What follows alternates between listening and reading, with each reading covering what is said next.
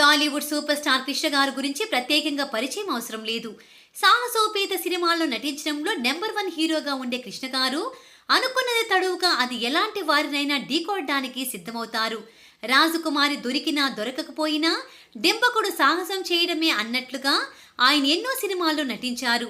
ఈ క్రమంలో కృష్ణ గారు హీరోగా విజయ నిర్మల డైరెక్షన్లో 1974లో వచ్చిన దేవదాసు ప్రవసనం తెలియని తెలుగువారు ఉండరనడంలో ఏమాత్రం అతిశయోక్తి లేదు. భారతదేశంలో శరత్ రాసిన ఈ దేవదాసు నవల తీయబడినన్ని భాషల్లో ఏ నవల కూడా ఇప్పటి వరకు తెరకెక్కించి ఉండరు. మొదటిసారిగా 1929లో మూకీగా కలకత్తాలో తీయబడిన ఈ సినిమా తరువాత 1935లో టాకీగా తెరకెక్కింది. మళ్ళీ ఇదే నవల 2002 వరకు బెంగాలీ, హిందీ, తెలుగు, తమిళం, అస్సామీ, మలయాళం, ఉర్దూ భాషలో తెరకెక్కింది. కృష్ణ గారి సినిమాకు పోటీగా ఏఎన్ఆర్ గారు, సావిత్రి గారు నటించిన దేవదాసు రిలీజ్ చేసి 100 రోజులు సక్సెస్ఫుల్ గా రన్ చేశారు.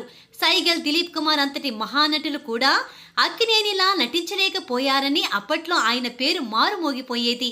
కొన్ని పాత్రలు కొంతమంది కోసమే పుడతాయేమో అనిపించేలా దేవదాసు, సావిత్రి గారి పాత్రల్లో నాగేశ్వరరావు గారు, సావిత్రి గారు లీనమైపోయి నటించిన ఈ సినిమా మంచి సక్సెస్ సాధించింది.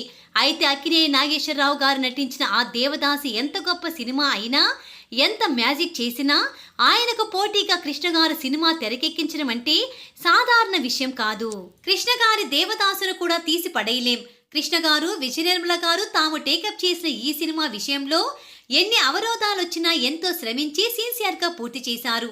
అందుకు వారిద్దరిని అభినందించడంలో తప్పేమీ లేదు.